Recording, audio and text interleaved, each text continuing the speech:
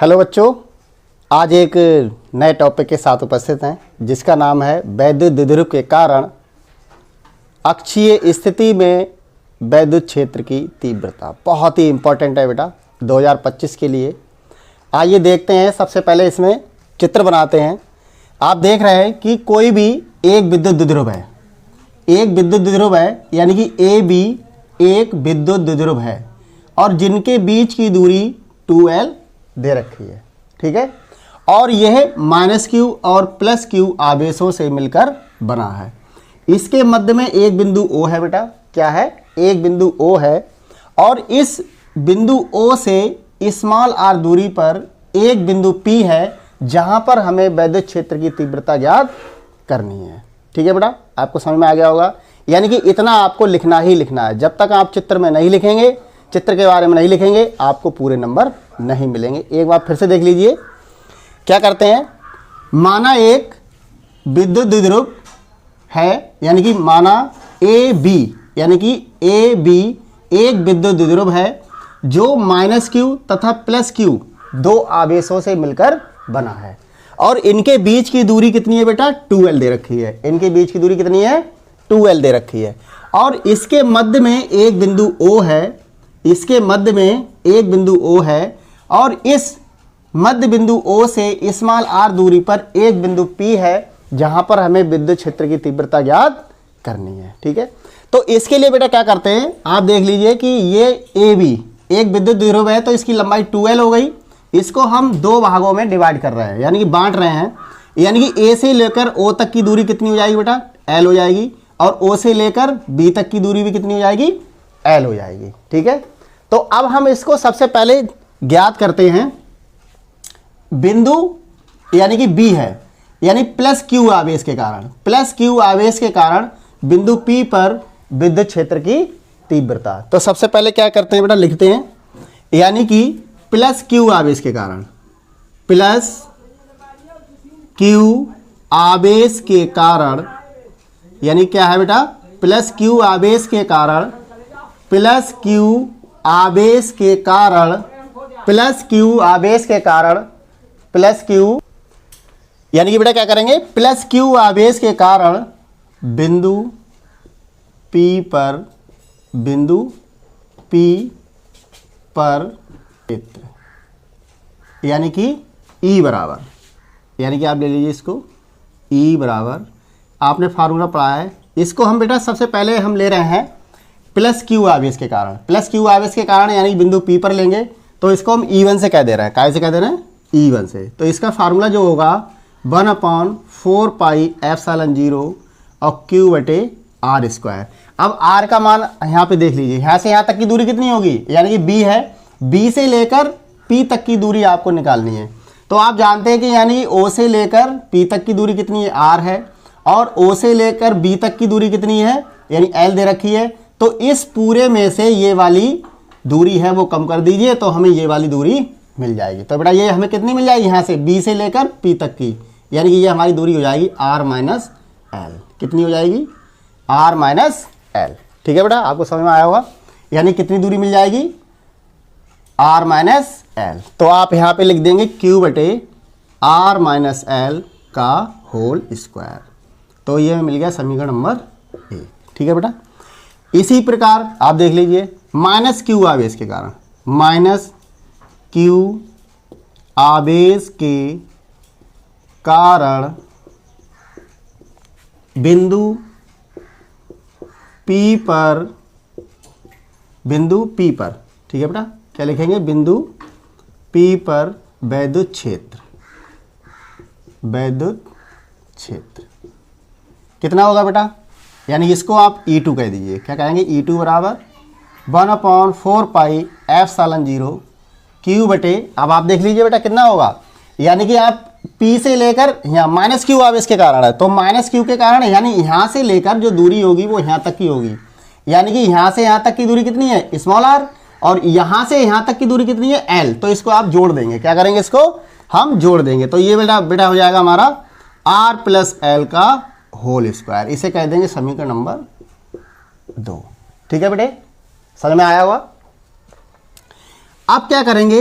अतः बिंदु P पर परिणामी, बिंदु P पर परिणामी वैद्युत क्षेत्र, वैद्युत यानी क्या लिखेंगे बेटे, वैद्युत क्षेत्र की तीव्रता, वैद्युत क्षेत्र की तीव्रता। ठीक है, अब आपको क्या करना है बेटा, टोटल निकालना है। टोटल, टोटल का मतलब क्या है, ये दोनों क्या है, यानी कि इसमें क्या होगा, जो हमारा परिणामी होगा वो विपरीत होगा। यानी इस तरीके से इसको क्या करेंगे, इसको भी विपरीत में आप कर दीजिए, यानी कि ये हमारा E1 हो जाएगा और ये E2 हो जाएगा। तो दोनों क्या है, दोनों विपरीत दिशा में है। विपरीत दिशा में होने के कारण इसको हम घटा देंगे, यानी E1 माइनस E2 कर देंगे। ठीक है बेटे, ये हमारी कितनी हो गई, E बराबर E1 माइनस E2, यानी परिणामी विद्युत क्षेत्र की तीव्रता। ठीक है, अब आप समीकरण 1 व 2 से आप मान लगा दीजिए।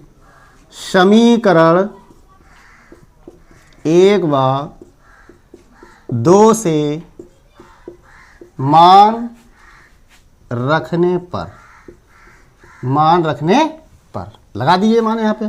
तो E बराबर तो ऐसे ही रहेगा, E1 का मान समीकरण 1 से देख लीजिए कितना आएगा, 1/4 पाई एप्सिलॉन 0 Q बटे R माइनस L का होल स्क्वायर। ठीक है, फिर माइनस, फिर क्या करेंगे, 1/4 पाई एप्सिलॉन 0 Q बटे R प्लस L का होल स्क्वायर। ठीक है मेरे प्यारे बच्चों, ठीक है। अब आप देख लीजिए यहाँ से यहाँ से और यहाँ से आपको 1/4 पाई एप्सिलॉन 0 कॉमन मिल रहा है, और यहाँ से Q और यहाँ से Q भी हमें कॉमन मिल रहा है। तो हम क्या करेंगे, 1/4 पाई एप्सिलॉन 0 और इंटू Q, ये हम बाहर निकाल लेंगे। तो बेटा अंदर क्या बचेगा, 1 और R माइनस L का होल स्क्वायर, माइनस यहाँ भी बेटा कितना बचेगा, R प्लस L का होल स्क्वायर। ठीक है बेटे, यानी यहाँ तक आपको समझ में आया होगा। बहुत ही बढ़िया डेरिवेशन है बेटा, इंपॉर्टेंट भी है, बहुत ही अच्छा डेरिवेशन है, ये आता भी है हर बार ये। अब क्या करेंगे बेटा, यहाँ से और यहाँ से हम लासा लेंगे। ठीक है, तो इसकी हम मल्टीप्लाई कर देंगे तो ये हमें मिल जाएगा Q बटे 4 पाई एप्सिलॉन 0। ठीक है बेटा, यहाँ से और यहाँ से इसका लासा जब लेंगे हम तो हमें मिलेगा R माइनस L का होल स्क्वायर। ठीक है बेटे, और यहाँ पर R प्लस L का होल स्क्वायर। ठीक है, इस तरीके से।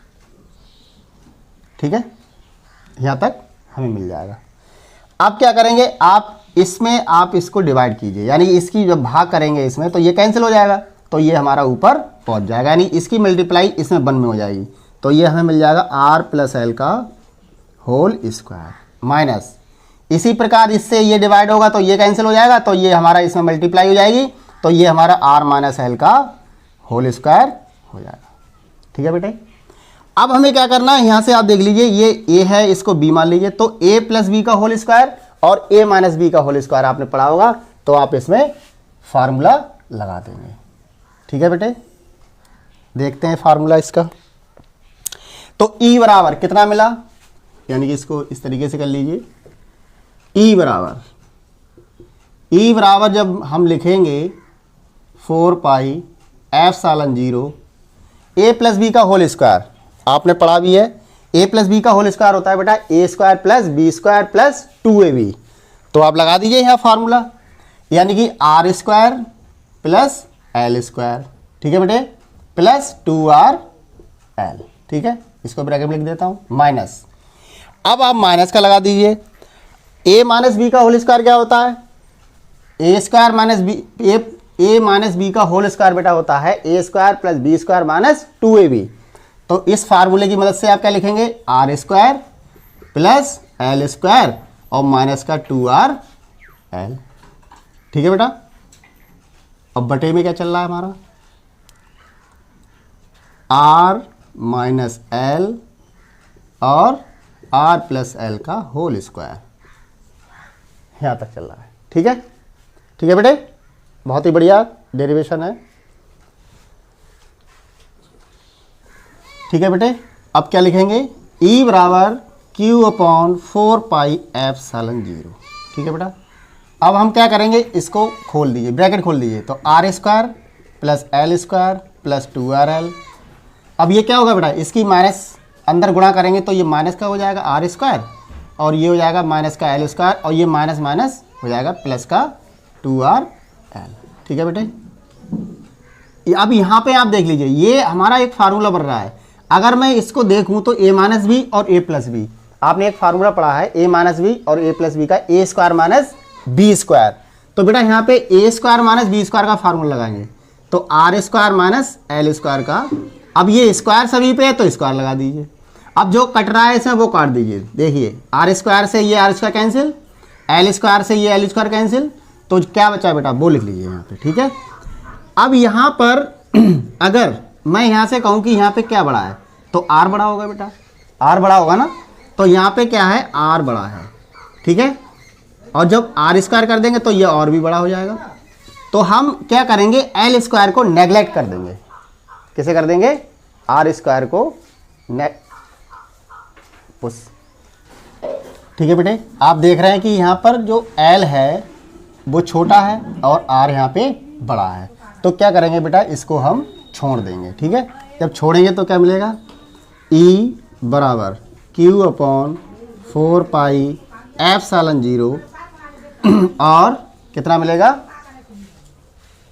बचेगा 2RL और 2RL कितना हो गया 4RL। कितना हो गया बेटा 4RL।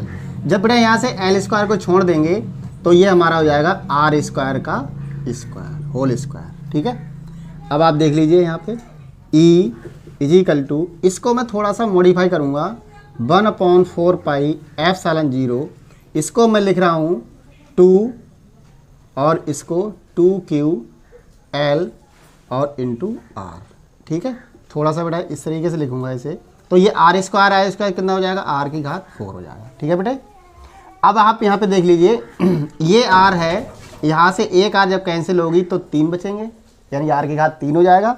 और ये आपने फार्मूला पढ़ा है, यानी कि 2QL का एक फार्मूला होता है P बराबर आपने पढ़ा है 2QL। तो यहाँ पे जब ये फार्मूला लगा देंगे तो क्या बचेगा बेटा, E बराबर 1/4 पाई एप्सिलॉन 0 2, ये तो 2 आ गया बेटा।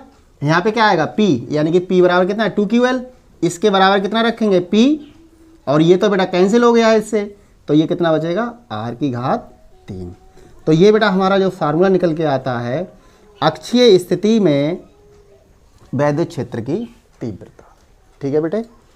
यहाँ तक ये आपका डेरिवेशन सिद्ध होता है और ये वेरी मोस्ट इम्पॉर्टेंट, बहुत ही बढ़िया है ये।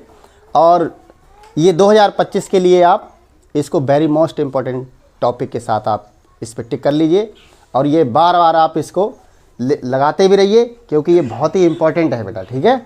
और जब आपसे वादा किया है कि आपको 90+ नंबर लाकर आपको दिलाना ही दिलाना है, तो आपको 90+ अंक लाकर दिलाएंगे।